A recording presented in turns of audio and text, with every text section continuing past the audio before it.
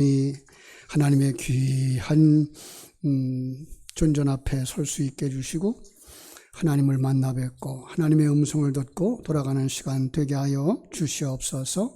예수님 거룩하신 이름으로 기도하옵나이다. 아멘.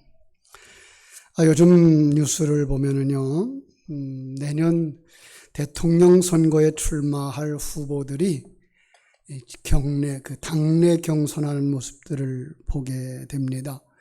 이 안타까운 것은 백성들이 어떤 대통령을 원하는가에는 관심이 없고, 나는 당신보다 낫다. 여기에 그냥 포커스를 맞추다 보니까 상대방을 헐뜯는 일, 그죠? 그래서 백성들이 참 마음을 아프게 하고 인상을 찌푸리게 만든다고 걱정하게 됩니다. 정치인들이 한번 눈을 돌려서 백성들의 요망, 어떤 대통령을 원하는지, 그래서 백성들이 원하는 그런 대통령으로 세워졌으면 하는 생각입니다. 그러려면 아마 백성들도 의식이 깨어야 되겠죠.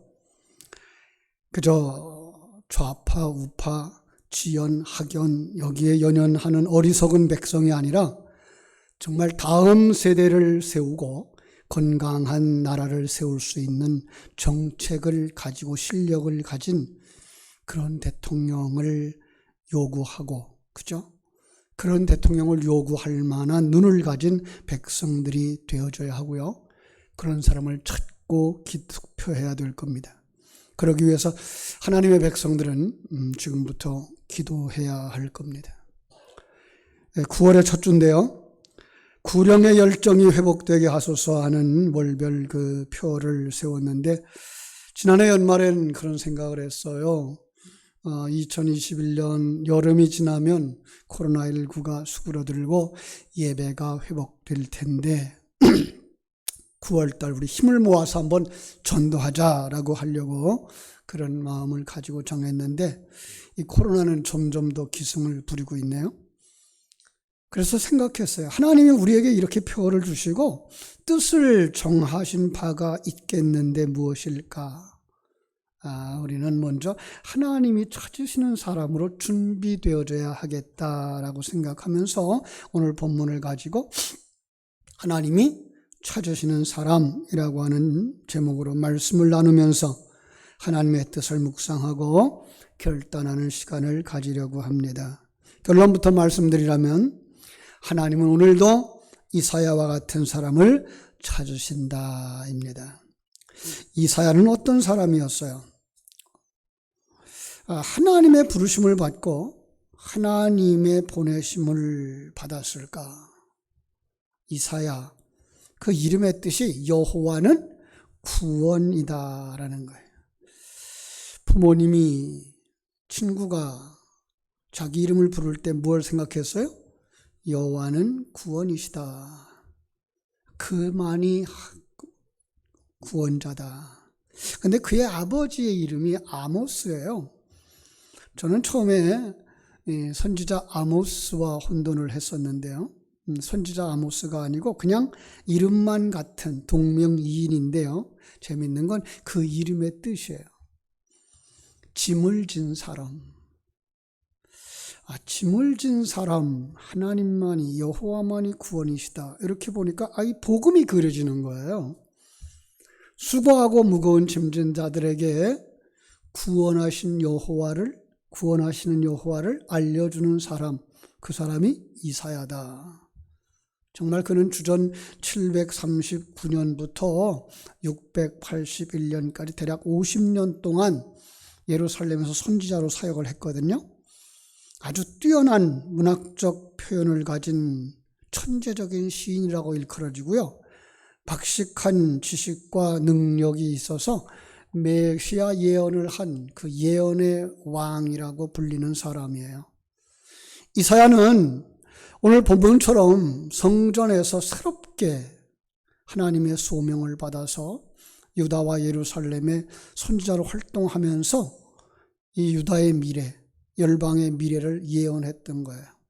그래서 이사야서를 쭉 살펴보면요, 그가 예언했던 내용이 기록되어 있는데, 첫째는 7장에서 북이스라엘 왕 베가와 아람 왕 르신이 유다를 공격해서 아하스를 퇴위시키고 유다 왕국을 전복시킬 거다라고 하는 예언을 해요. 그런가 하면 37장에 가면 히스기야가 아수르의 공격을 받지만 두려워하지 말라고, 하나님의 도움으로 이길 거라고. 그리고 그 속에는요, 그리스도에 대한 예언으로 가득 차 있어요. 성자 하나님의 오심, 주와 하나 되어져서 십자가 지고 가는 성도들의 삶, 그리고 그 성도들이 영광스러운 천국과 새 하늘과 새 땅으로 가는 그런 소망찬 천국 예언으로 가득했어요.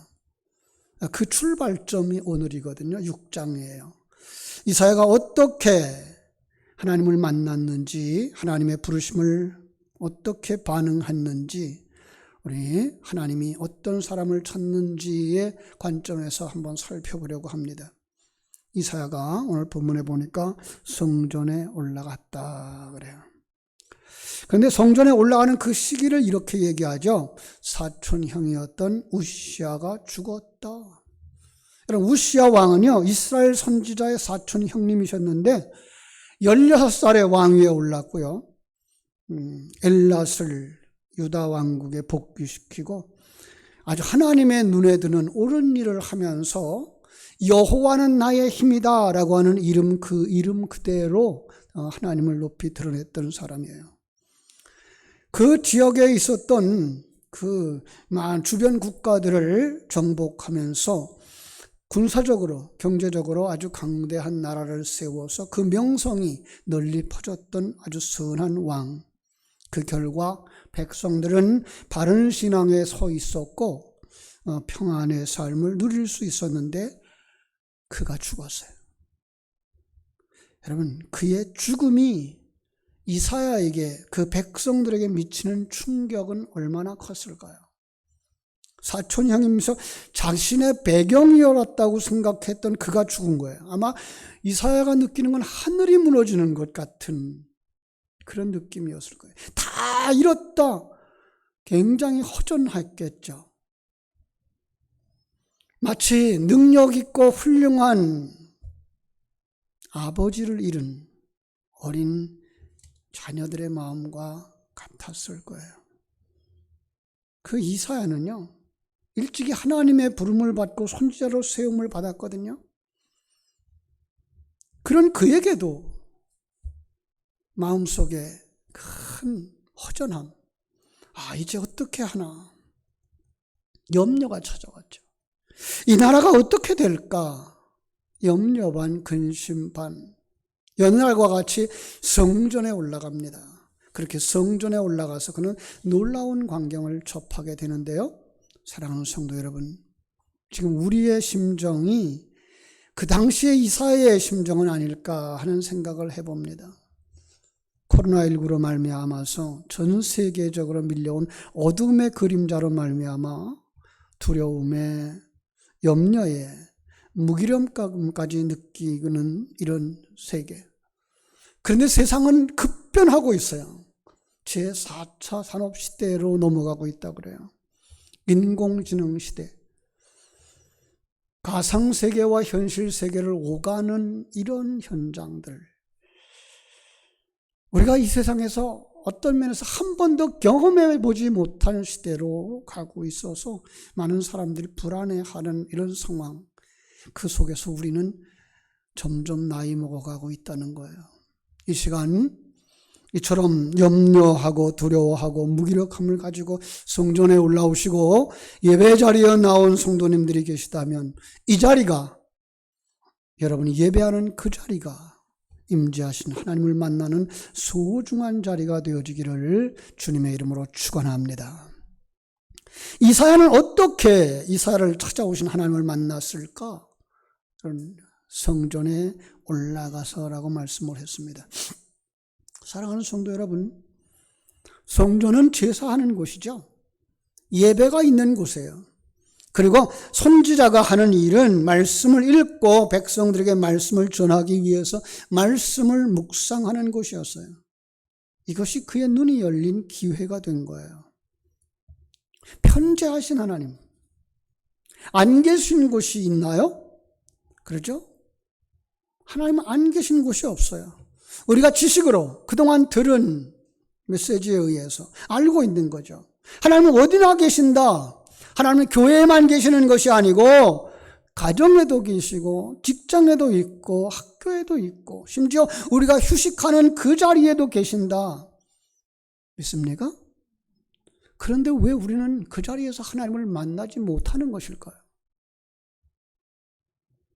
하나님을 만나지 못하는 이유는요, 그 마음과 눈이 하나님을 향하여 있지 않기 때문이라는 거예요. 그러니까 이사야의 마음이 하나님을 향하여 열릴 때 임재하신 하나님을 만났다는 거죠. 그렇습니다. 우리가 운전을 하시는 분들은 아마 경험할 거예요. 급히 운전을 하면서 빠르게 달리다 보면 주변에 있는 물건이나 어떤 사람 눈여겨볼 여유가 없어요. 그죠? 앞에, 옆에 있는 자동차에 집중하기 때문이죠. 같은 이치입니다. 세상을 살아가는데 그저 세상에 집중하다 보면 그죠? 찾아오신 하나님을 만나지 못하고 그분의 음성을 듣지 못하는 거예요. 그런데 이사야는 자기가 의지했던 우시아 왕이 눈앞에서 사라지자 그의 마음이 공허해졌죠. 비어졌어요. 그 빈 마음으로 마음을 비우고 성전에 올라가 하나님을 바라보았습니다. 그 시간, 그 마음이 하나님을 향하여 열렸던 겁니다. 사랑하는 성도 여러분, 이 시간 여러분이 하나님이 만날 수 있는 절호의 시간입니다. 바로 예배 시간이기 때문에 그렇습니다. 예배 시간 우리의 마음이 열려져야 되고요. 하나님을 향하여서 달려갈 수 있어야 됩니다. 이제 마음과 뜻과 정성을 다하여 임재하신 하나님을 바라만 보는 눈이 열릴 때 여러분들은 가까이 다가오신 하나님을 만날 수 있게 되는 것이고 하나님의 음성을 듣게 되는 것입니다. 아니, 하나님이 여러분의 눈을 열어주시면 성도는 임재하신 하나님을 만납니다. 이사야에게 하나님께서 눈을 열어주시는 그 은혜를 베풀어 주셨듯이 여러분의 눈을 열어주시기를 간절히 소원합니다. 눈이 열리자 이사야는 보았습니다. 높이 들린 보좌가 보였습니다. 하나님의 보좌. 그런데 그 하나님의 보좌가 성전으로 비춰집니다. 성전에 가득한 하나님의 임재, 서랍들의 찬양이 들립니다. 거룩 거룩 거룩 전능하신 주님 성삼위일체 우리 주로다. 그 찬양에 문지방이 요동을 합니다. 그리고 그 앞에 서 있는 자신이 보입니다. 그러니까 눈을 들어 천상에 계신 하나님이 보이는데 그 하나님의 임재가 성전 안으로 가득하게 내려오는 거예요. 가까이 다가오면서 큰 찬양 소리와 함께 성전이 흔들리는 거예요. 자신이 서 있는 터가 흔들리는 거예요. 그리고 하나님 앞에 서 있는 자기의 죄인된 모습이 보이는 거예요. 그리고 느끼는 감정. 하나님 앞에 선 나는 죽겠구나. 내가 죄인이구나. 여러분, 하나님을 만나니까 영의 세계가 보이는 거예요. 예, 하나님을 만나면 영의 세계가 보이고 하나님을 만나면 자신의 모습이 보이는 거예요. 지금까지 직분자로 살아왔고 거룩하다고 살아왔던 자신했던 이사야, 자신의 모습이 죄인 된 것을 보게 된 거죠. 마치 탕자처럼 돼지우리에서 돼지들과 함께 들물고 돼지처럼 돼지의 꿀꿀이 죽으로 배를 채우려고 씨름했던 자신의 모습이 보이고 눈먼 자들의 도시에서 그의 우두머리 노릇하는 어떤 논팽이처럼 살아가고 있었던 자신의 모습이 보이는 거예요. 그런 이제까지 묵상했던 하나님의 말씀들이 살아나는 거예요. 아, 이렇게 살다가는 죽겠구나. 아, 이렇게 살다가는 지옥에 가겠구나. 내가 선지자가 맞나? 내가 하나님의 백성 맞나? 그렇습니다. 하나님을 만난 이들에게 주시는 하나님의 은혜는 자신을 보게 하는 것입니다.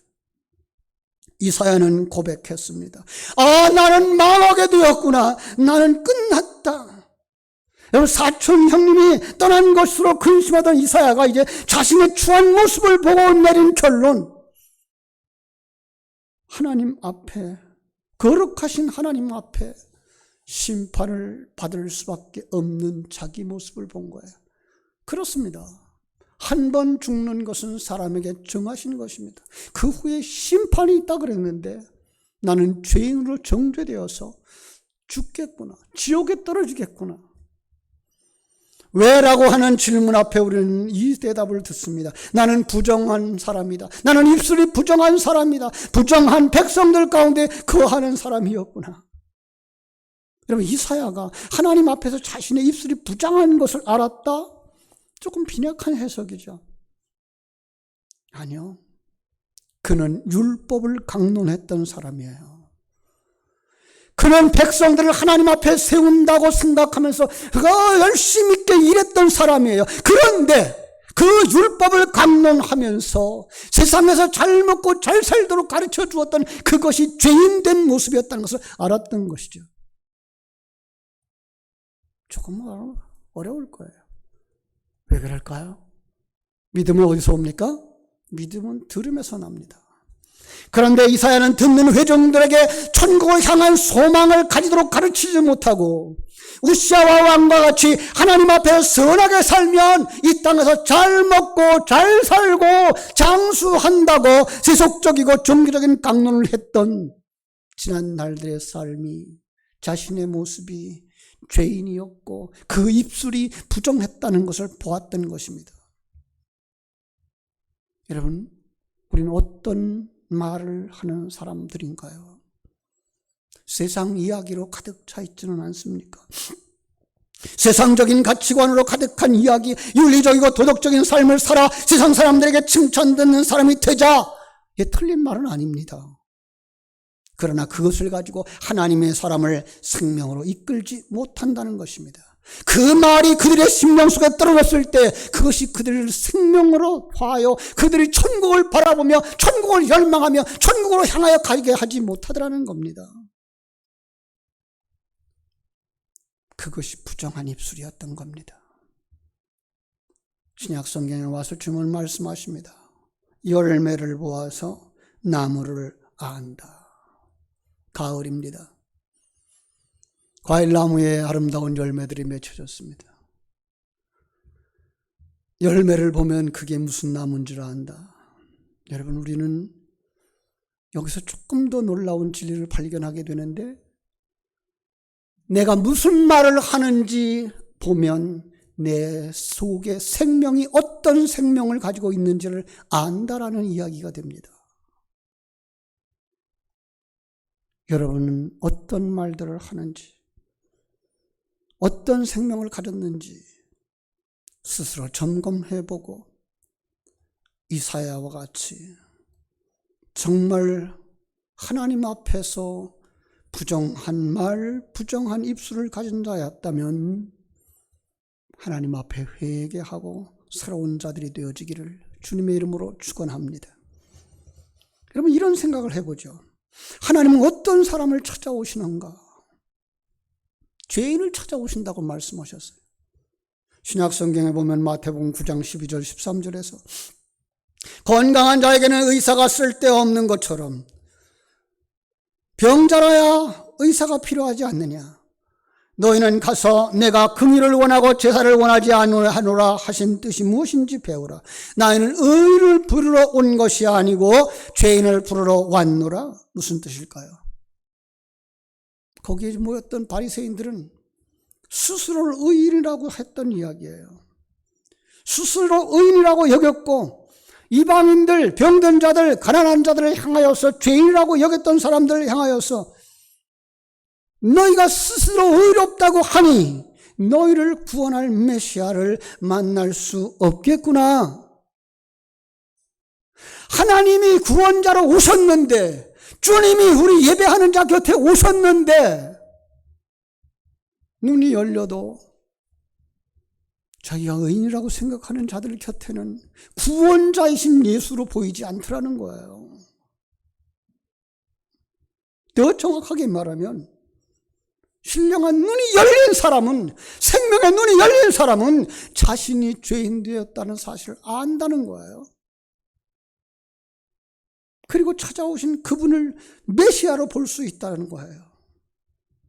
그래서 이사야는 누구를 만납니까? 자신이 죄인인 것을 가지고, 입술이 부정하게 살아온 것을 가지고 지옥 형벌을 피할 수 없는 죄인이라는 것을 깨달을 그때에 7절 말씀이에요. 스랍 중 하나가 제단에서 핀 숯을 가져다가 그 입술에 대며 선포합니다. 내 죄가 사여졌느니라. 사랑하는 여러분, 하나님은 항상 우리를 향하여 선포하고 계십니다.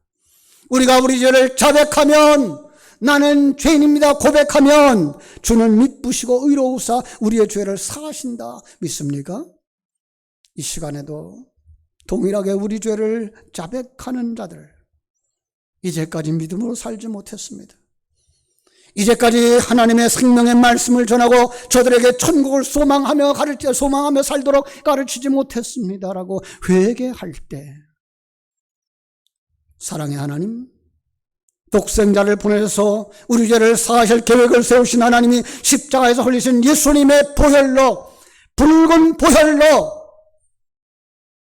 핀 숯불 같은 붉은 것으로 우리의 죄를 사하시며 선포해 주실 것입니다. 우리 죄를 씻어주시고 내 죄가 사하여졌느니라. 아멘. 죄 사함 받은 이사야는 몸둘 바를 모르고 조용히 무릎을 꿇었습니다. 그때 세밀한 음성이 들려왔습니다. 내가 누구를 보내며 누가 우리를 위하여 갈꼬? 내가 누구를 보내며 누가 우리를 위하여 갈꼬? 처음에는 조용히 들리더니, 세밀한 음성처럼 들리더니 그 소리가 점점 커지면서 이사야의 가슴을 뛰게 만들었습니다. 그는 자기를 부르시는 하나님의 음성인 줄 알았습니다. 그는 가슴이 뜨거워서 소리쳤습니다. 주여, 내가 여기 있나이다. 나를 보내소서. 하나님의 음성에 순종하는 사람, 바로 하나님이 찾으시는 사람입니다. 수요일 예배에 참석하신 분들은 기억하실 것입니다. 여러분, 순종이라고 하는 것이 뭐라고 했죠? 창조주와 피조물의 관계를 인식하고 창조주 하나님, 전능하신 하나님의 계획을 알고 그분의 일하심을 알아 합력하여 선을 이루시는 하나님을 믿기에 그분이 허락하신 환경 속에서 피조물의 자리를, 책임과 의무를 다하는 삶, 자기의 책임과 의무, 은사와 능력과 사명을 가지고 순종하는 사람, 그것이 바로 순종에 담긴 뜻이라 그랬습니다. 그래서 훈련의 장소로, 그 순종을 훈련할 장소로 가정을 주셨다고 말씀하고 계시고요. 부부간에, 부모 자식 간에, 세상 속 상사에게 무엇을 하라고요? 순종을 훈련하라고. 여러분, 가정 속에서 누가 똑똑하냐, 누가 크냐 싸우는 공간이 아닙니다. 가정 속에서는 훈련하는 곳입니다. 순종을 훈련하는 곳입니다. 그 가정의 확대된 영역이 어디입니까? 교회입니다. 여러분, 교회 안에서 우리는 순종을 훈련하는 곳입니다. 피조물로서의 역할, 하나님이 내게 주신 은사와 능력과 재능을 가지고 이 주어진 환경 속에서 내가 어떻게 하나님의 영광을 드러낼까를 훈련하는 장소가 바로 교회입니다. 하나님은 자기 백성들을 순종하게 하시고 순종하는 자와 함께 하시는 것입니다. 아주 쉽게 이해하고 떠올리는 말씀이 있죠. 사울을 패하시고 다윗을 세우시는 하나님이 사무엘 선지자를 통해서 주신 말씀이 있습니다. 사무엘상 15장에 가보면요, 사무엘이 이르되 여호와께서 번제와 다른 제사를 그의 목소리 청중하는 것을 좋아하심같이 하겠나이까? 순종이 제사보다 낫고 듣는 것이 수양의 기름보다 나으니 이는 거역하는 것을 점치는 죄와 같고 완고한 것은 사신의 우상에게 절하는 죄와 같음이라. 왕이 여호와의 말씀을 버렸으므로 여호와께서도 왕을 버려 왕이 되지 못하게 하셨나이다. 순종 안에 무엇이 들어있다?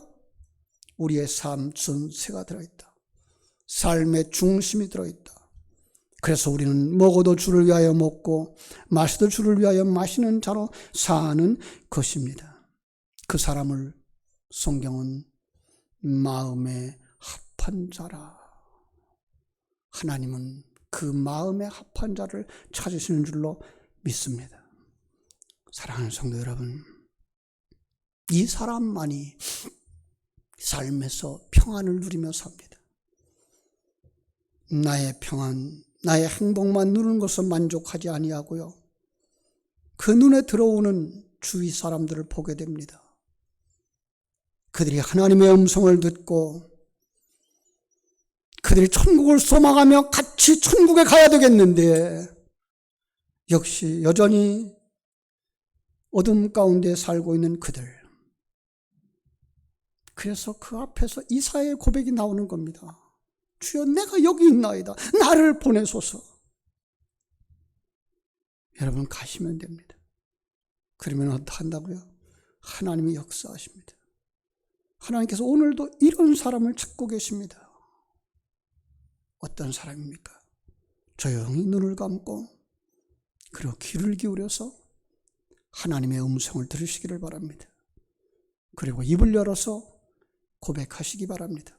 주여, 내가 여기 있나이다. 나를 보내소서. 기도하겠습니다. 하나님, 우리 아버지, 잘 먹고 잘 사는 것이 행복인 줄 알았던, 그것이 제사의 목적이고 예배의 목적인 줄 알았던 이사야는 급변하는 환경 속에서 하나님의 성전에 올라갔고 거기서 하나님을 배웠고 자신의 죄인됨을 발견하고 그리고 하나님의 음성을 듣고 새롭게 태어나 자신을 헌신하는 자로 섰습니다.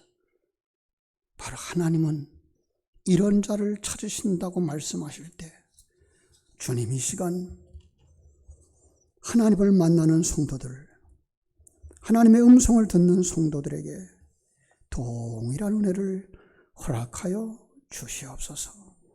예수님의 이름으로 기도하옵나이다. 아멘.